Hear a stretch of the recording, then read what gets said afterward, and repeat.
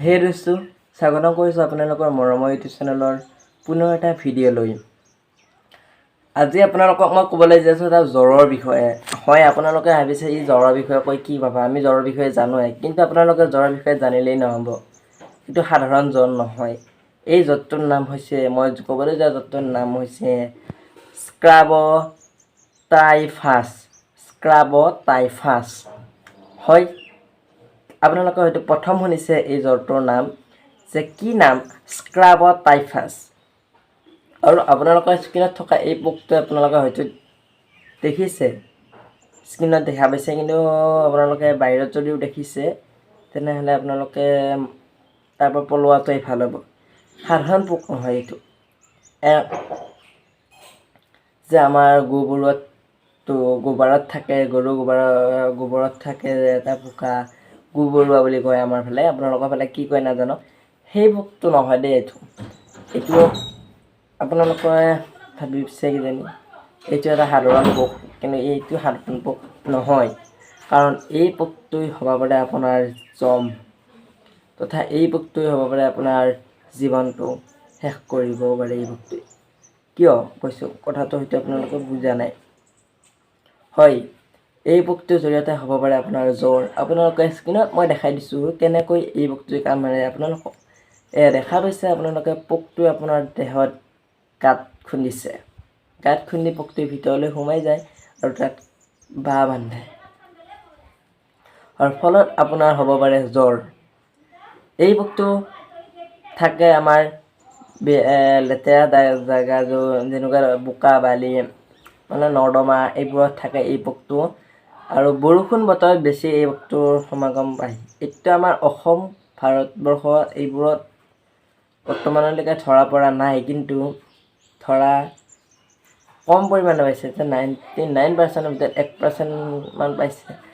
অসমত বৰ্তমানলৈকে নাছিল, কিন্তু এতিয়া বৰ্তমান মানে নাছিল দুদিনমান আগলৈকে, কিন্তু এতিয়া আমাৰ অসমৰে দৰং জিলাৰ এজন মানুহৰ এই পোকটোৰ জৰিয়তে মৃত্যু হৈছে। আপোনালোকক মই বাতৰি নহয় যে লেখাখিনি মই দেখাম, নামটো পাহৰিলোঁ মানুহজনৰ, আপোনালোকক মই দেখাই আছোঁ।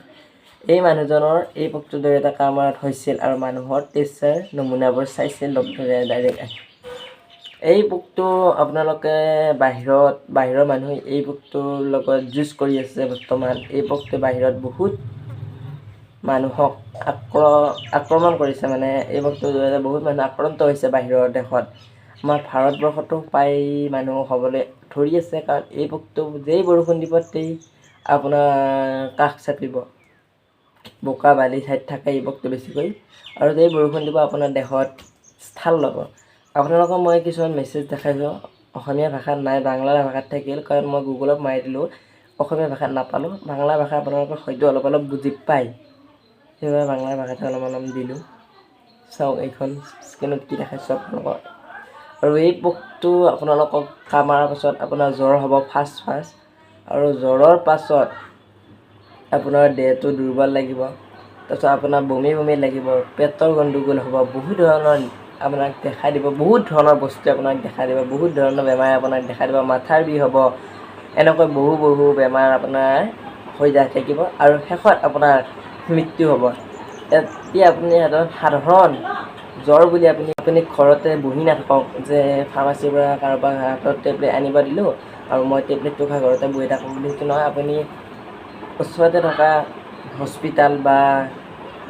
হস্পিটালত দেখাওক, বা নহয় হস্পিটালতে অকল হস্পিটালৰ মানুহ ডক্টৰক দেখাওক, ডক্টৰৰ পৰামৰ্শ লৈ আপুনি টেবলেট খাওক, ডক্টৰে কি কয় আপুনি জানক।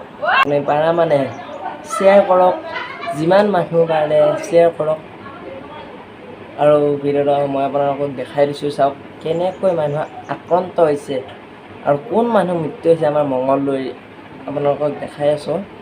লগতে আৰু বহুত ঠাইত এই আক্ৰান্ত হৈছে, আৰু এজন শিশু যি এই বেমাৰ আক্ৰান্ত হৈছে। বেমাৰটোৰ নাম আকৌ এবাৰ কৈছোঁ মই, স্ক্ৰাবটাইফাছ। আপোনালোকে মনত ৰাখক, আৰু গুগলতো যদি আপোনালোকে মাৰি দিয়ে স্ক্ৰাবটাইফাছ ৰোগ তথা জ্বৰ কিবা এনেকৈ মাৰি দিলে আপুনি আহিব। মই গুগলত মাৰি চাইছোঁ, বহুতৰ বেমাৰৰ এইটো আপুনি চাব পাৰে। আপোনালোকৰ স্ক্ৰীণত মই দেখুওৱাৰ দৰে আপুনি এনেকৈ মাৰি দিয়ক। আৰু এই বেমাৰটোৰ পৰা হাত সাৰিবৰ বাবে বেলেগ একো হেৰি নাই, আপুনি ডাইৰেক্ট হস্পিটাল যাওক, মেডিকেল যাওক, মেডিকেলত আপোনাক পৰীক্ষা নিৰীক্ষা কৰিব আৰু এই বেমাৰটো হ'লে আপুনি দেহৰ এইবোৰ পিম্পলছ ওলাব, আপোনাৰ এইবোৰ দেখা পাইছে স্কিনত এইবোৰ ওলাব, তথা আপোনাৰ দেহটো এনেকৈ গম পাবই আৰু আপুনি। জ্বৰ হ'লে আপোনালোকে এতিয়া সতৰ্ক হওক আৰু ভিডিঅ'টো পাৰে মানে শ্বেয়াৰ কৰক মানুহক, আৰু আপোনাৰ গাঁৱৰ যদি কাৰোবাৰ হৈছে ভিডিঅ'টো আপুনি যাই দেখাওক বা তেওঁলোকৰ মোবাইললৈ শ্বেয়াৰ কৰক। আৰু যদি ভিডিঅ'টো চাই ভাল লাগিল আপোনালোকে লাইক, কমেণ্ট, শ্বেয়াৰ, ছাবস্ক্ৰাইব সকলোখিনি কৰি দিয়ক। ধন্যবাদ।